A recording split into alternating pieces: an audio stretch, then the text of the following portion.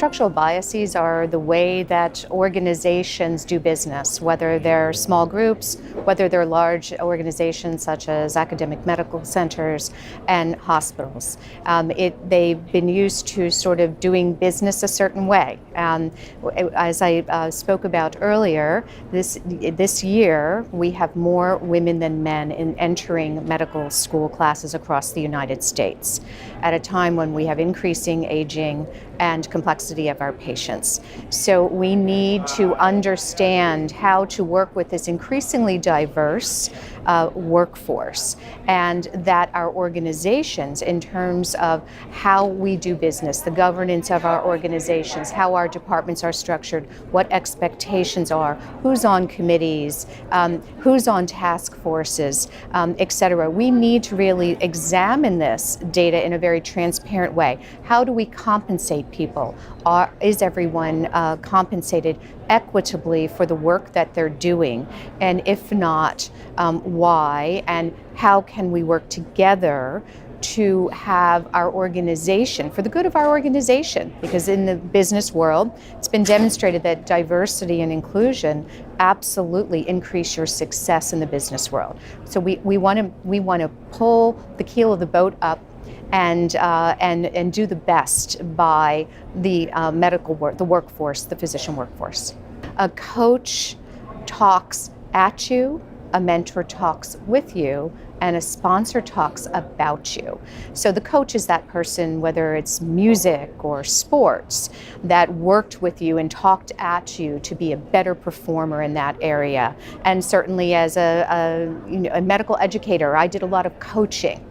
Mentorship means the person talks with you. These are usually longitudinal relationships where I've had mentors both inside medicine and outside of medicine, men and women, that I've gotten to help to sort of form my career, make career decisions, etc., over the course of a career. And they will follow you longitudinally, and you'll have many mentors along the way. A sponsor is someone who may not know you that well, however, they know of your leadership potential, and that person is in a position of power to affect change and to help you with developing your own leadership and getting that position or getting considered for various positions. I think they're all very important, but I think that what the sponsor can do is they can amplify. They can go above and beyond what a mentor does in that one-on-one relationship or a coach does in that one-on-one relationship.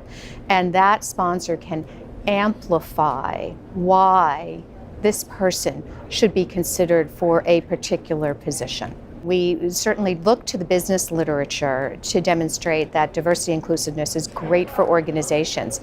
It's actually best done by the folks that are in power in those organizations. And as I've spoken about before, some of my best coaches, mentors, and sponsors have been men.